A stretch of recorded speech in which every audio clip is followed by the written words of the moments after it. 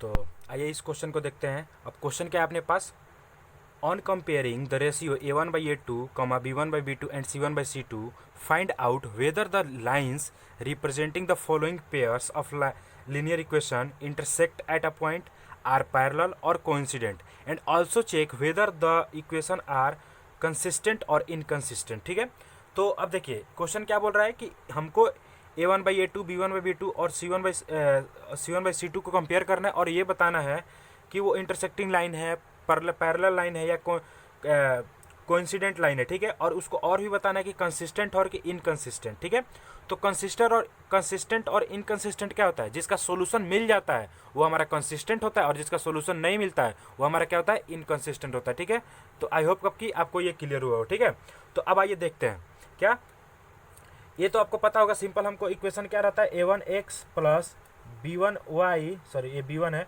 y plus c1 is equals to 0, a2x plus b2y plus c2 equals to 0। ठीक है, तो आइए a1/a2 compare करते हैं इसके लिए। तो a1/a2 अपने पास कितना हो गया, दैट इज 5/7। ठीक है, अब देखिए b1/b2 कितना हो गया, 4/6। ठीक है, ये कटेगा क्या, 2 2 जा 4, 2 3 जा 6, दैट इज 2/3 हो गया। ठीक है, थर्ड अपने पास क्या है, c1/c2, देन c1/c2 कितना हो गया, 8/-9, तो कितना हो गया 8/, ये तो 8/9 ही रहेगा क्योंकि कटेगा नहीं। ठीक है, तो अब देखिए इसमें देखिए जब a1/a2 is not equals to b1/a2, तो इसको तो हमको चेक ही नहीं करना है। मतलब इसमें क्या हुआ, a1/a2 is not equals to b1/b2। जब ये इक्वल ही नहीं है तो c1, इसको तो हमको चेक करने की कोई जरूरत ही नहीं है, ये इसको सेटिस्फाई कर देगा।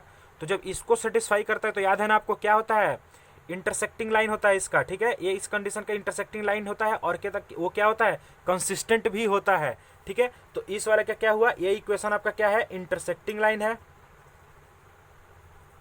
Intersecting at a point. और इसके साथ साथ क्या हुआ, तो इसके साथ साथ ये क्या हो गया, इसके साथ साथ ये हमारा कंसिस्टेंट भी होगा। तो आई होप आपको ये क्लियर हुआ होगा। ठीक है, तो पहले गिवन इक्वेशन का मैंने क्या किया, a1/a2 फाइंड किया, b1/b2 फाइंड किया और c1/c2 फाइंड किया। इससे हमको क्या पता चला कि ये जब ये हमारा क्या हुआ, और जब इस इक्वेशन को कंपेयर किया तीनों को, तो मैंने क्या पाया, a1/a2 is not equal to b1/b2। तो जब हमारा ये मिल गया तो हम क्या करेंगे, जब ये मिलता है तो इस कंडीशन को मैंने ऑलरेडी देखिए यहाँ पे लिख रखा है, क्या इंटरसेक्टिंग लाइंस होगा और क्या होगा, कंसिस्टेंट होगा। तो आई होप आपको ये क्लियर हुआ होगा। ठीक है, तो ये क्लियर हो गया। आइए अब नेक्स्ट एग्जाम्पल को देखते हैं। तो आइए इस वाले एग्जाम्पल को भी देखते हैं। तो अपने पास एग्जाम्पल क्या है, दूसरा example 9x plus 3y plus 12 equals to 0, 18x। ठीक है, 18x प्लस, ये हमारे पास 18 है। ठीक है, 18x plus 6y plus 24 equals to 0। ठीक है, तो अब आइए a1/a2 कंपेयर करते हैं। ठीक है, तो अपने पास इक्वेशन का था a1x plus b1y plus c1 equals to 0, a2x plus b2y plus c2 equals to 0 हो गया। देखिए अब a1/a2 क्या होगा अपना, a1/a2 इसमें क्या होगा, दैट इज 9/18, कटेगा, यस। ठीक है, दैट इज 1/2 मिल गया। ठीक है, अब इसका क्या है, 3/6 हो गया, b1/b2, 3/6 ये भी कटेगा, हाँ, 1/2 ये भी दे दिया। ये अपने पास कितना, 12/24 ये भी कट जाएगा, 1 और ये 2, दैट इज 1/2।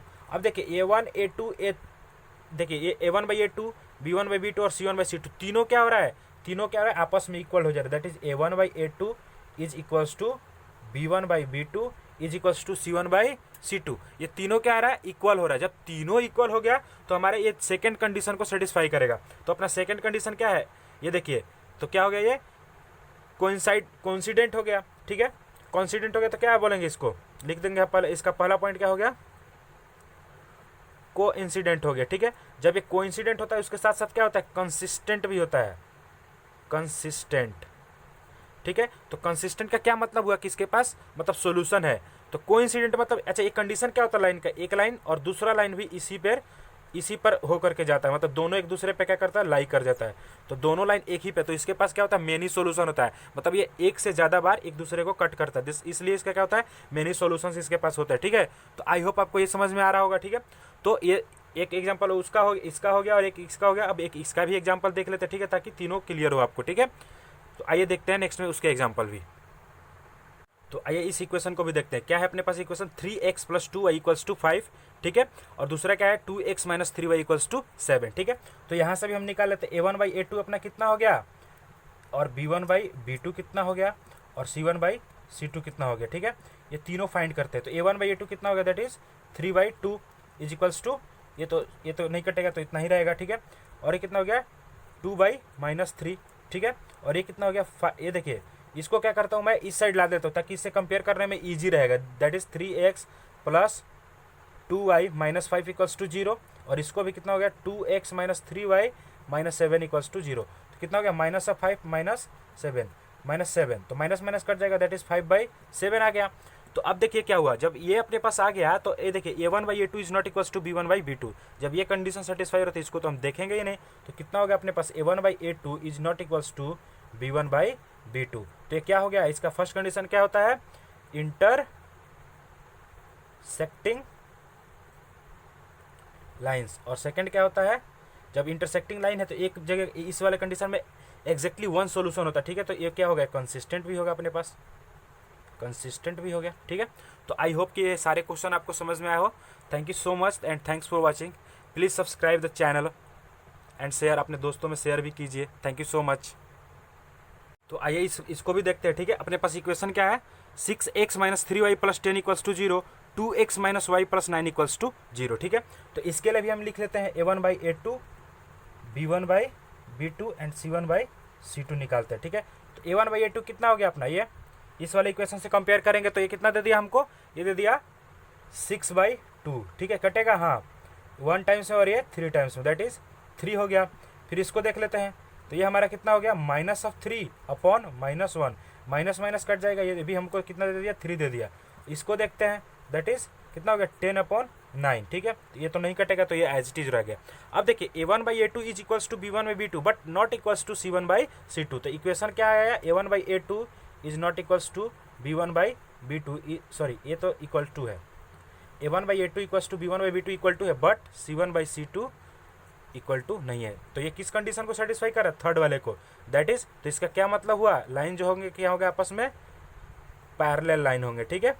और ये क्या होगा, जब पैरेलल लाइन होता है मतलब क्या, ये ऐसा सिचुएशन बन जाता है ये वाला, मतलब ये कहीं पे एक दूसरे को इंटरसेक्ट नहीं करेगा, ठीक है। तो जब कहीं पे इंटरसेक्ट नहीं करेगा इसका क्या मतलब होगा, वो इनकंसिस्टेंट होगा, उसके पास कोई सॉल्यूशन नहीं होगा। तो ये अपने पास इनकंसिस्टेंट भी हो गया, ठीक है। तो आई होप आपको ये समझ में आया हो, ठीक है। तो आइए अगला क्वेश्चन देखते हैं, ठीक है।